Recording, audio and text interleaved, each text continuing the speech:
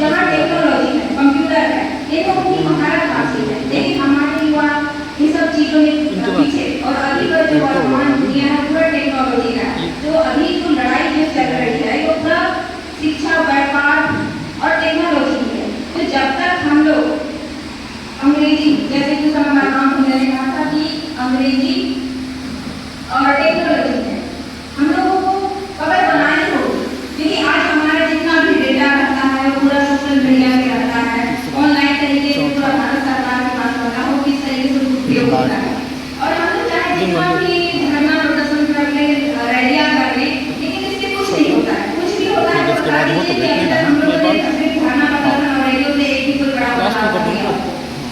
यहाँ पर हम लोग को ध्यान में देना होगा कि धरना प्रदर्शन और रैलियां करके हमारे लोगों का सिर्फ साधन संसाधन, पैसा और समय बर्बाद होता है।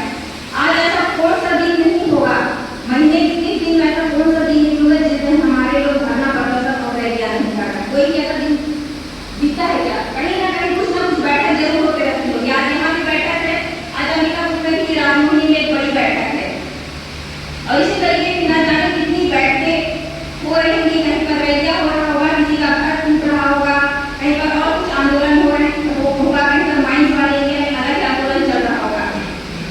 तो यहाँ पर सरकार क्या करता है कि वो हम लोगों को आपस में इसी तरीके से उलझा के रखना चाहता है, हम लोगों का समय बर्बाद करना चाहता है। अभी हमारे लोग कांवड़ यात्रा में अपना समय बर्बाद करते हैं। धरना प्रदर्शन रैलियां हम लोग को समझ में आता है कि जरूरी है और जरूरी पड़ जाता है, लेकिन हम यहाँ पर हमारे युवाओं को, हमारे लोगों को ये समझना पड़ेगा कि हमारे लोगों का बहुत ज़्यादा समय और धन, पैसा, सब चीज़ बर्बाद होता है। और इस तरीके से हम लोग जंग आप कहाँ हैं? क्योंकि सरकार जो बनती है वो सरकार बनती है कागज से, और सरकार डरती भी कागज से है और सरकार झूठी भी कागज से है। तो हमारे लोगों को कागज के मामले में बहुत ही जानकार बनना होगा, मजबूत बनना होगा। क्योंकि ये जो भारतीय संविधान है वो भी कागज का एक देखा जाए तो पन्ना है, जिसमें हमारे बहुत सारे मौलिक अधिकार छुपे हुए हैं, और कहीं ना कहीं सरकार ये झुकी उसी कागज के सामने। तो इसलिए हम देखते हैं कि हमारा जो अभी का जो वर्ग है, एक वर्ग है जो सामाजिक लड़ाइयाँ लड़ रही है, और जो आने वाला जो युवा पीढ़ी है वो कहीं ना कहीं शराब में, मोबाइल में, फेसबुक, व्हाट्सएप ये सब में बिजी है। तो खासतौर पर जो यहाँ पर युवा है, तो मैं खासतौर पर जो स्कूल कॉलेज वाले जो युवा है खासतौर उनको संबोधित करते हुए ज़्यादातर जो रहता है एजुकेशन क्षेत्र पे रहता है, लिखा है ना पंपलेट ये मार्गदर्शन किया है यहाँ पर। नहीं तो मेरा विचार था कि मैं खासतौर पर महिलाओं को लेकर अपने उद्बोधन को रखूँ। फिर भी एक महिला है तो मैं उन्हीं के लिए एक विशेष बात रखना चाहूँगी। इस बार का जो मेरा कैंडिडेट का इलेक्शन हुआ था, मुझे इसमें इलेक्शन लड़ने का मौका मिला, लेकिन इत्तेफाकन ये हुआ कि इस मुझे मैं इसलिए सुनाना चाहती हूँ कि देखिए यहाँ पर एजुकेशन का पावर क्या होता है। कि जब इलेक्शन लड़ना था तो मुझे नहीं पता था कि मुझे अचानक इलेक्शन के मैदान पे खड़ा कर दिया जाएगा। 28 तारीख था, 28 तारीख को लास्ट डेट था नामांकन भरने का चुनाव का।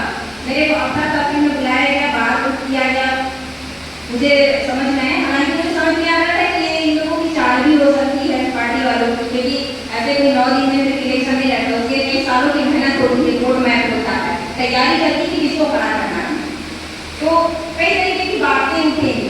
आज तो आगे बोल रही हूँ कि मैं जानती थी कि अचानक मैं इलेक्शन में खड़े होती हूँ, किसी आज के बाद मुझे 10 दिन के बाद इलेक्शन है और मैं इलेक्शन लड़ने जा रही हूँ, इसलिए कहना चाहिए कि मेरे को सिर्फ 13 दिन का समय है। तो कोई भी मेरे को सोच सकता है कि नहीं ये लड़की नाम हासिल करेगी, इलेक्शन लड़ रही है, या फिर इसको किसी ने उठा दिया तो इसलिए इलेक्शन में कूद पड़ी बिना सोचे समझे बिना तैयारी के, या फिर हो सकता है जिसको पैसे दिए गए होंगे 8-10 लाख जो भी, तो हो सकता है कि इसलिए इलेक्शन में अचानक नाम देनी होगी। कुछ भी बोला जा सकता है कि तो ये सब सारी चीज़ें मेरे भी दिमाग में कुछ भी बोला जाएगा।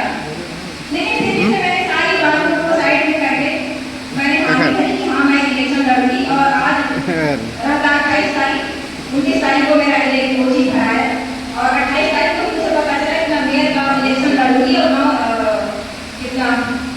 11 तारीख को इलेक्शन था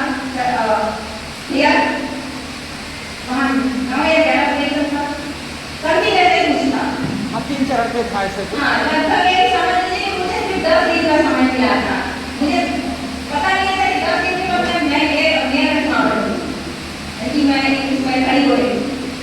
तो यहाँ पर मेरे कहने का रीजन ये है कि सारा चीज देखते हुए कि मैंने वो चीज किया, मैं बस जानना चाहती थी क्या मेरा का इलेक्शन होता कैसा है।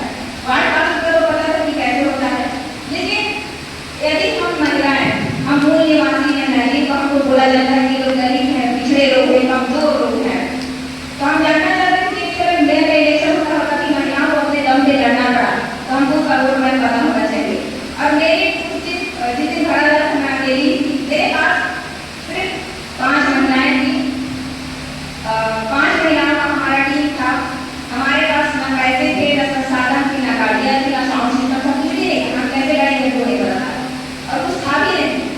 मात्र 5 लड़कियाँ थी। इसी तरीके से हम लोगों ने एक ऑटो किया, ई रिक्शा, और हम 5 महिलाओं ने उस ई रिक्शा के बगल मेरा चुनाव लड़ा, जहाँ पर एक तरफ बीजेपी और कांग्रेस के मजबूत लीडर थे, डॉक्टर अजय देवी, बसंता जैसे बीजेपी कांग्रेस, जहाँ 50,000 की टीम, वहाँ पर हमारी सिर्फ 5 महिलाएं। इसके माध्यम से हम दुनिया को, चाहे अपने लोगों को सिर्फ ये मैसेज देना चाहते थे कि हम कोई पिछड़े लोग नहीं हैं, हम कोई कमजोर नहीं हैं, हम लड़ सकते हैं। हमारे पीछे 50,000 की टीम रहे चाहे ना रहे, क्योंकि हमेशा उनका कहना है कि लोग कमजोर लोग हैं। और यकीन मानिए कि हम लोगों ने जिनके माध्यम से हम लोग खड़े थे, जिस पार्टी के माध्यम से, उनको हम लोगों ने बोला कि हम लोगों को सहयोग राशि करें ताकि हम लोग थोड़ा और बेहतर कर पाए, लेकिन उनकी तरफ से नहीं हो पाया क्योंकि वो पार्टी से नहीं किया जाना, उन्होंने पता नहीं क्या सोचे खड़ा कर दिया था। लेकिन फिर भी हम लोगों ने लड़ा, अंबिकापुर वालों ने, काफी लोगों ने इस चीज को देखा।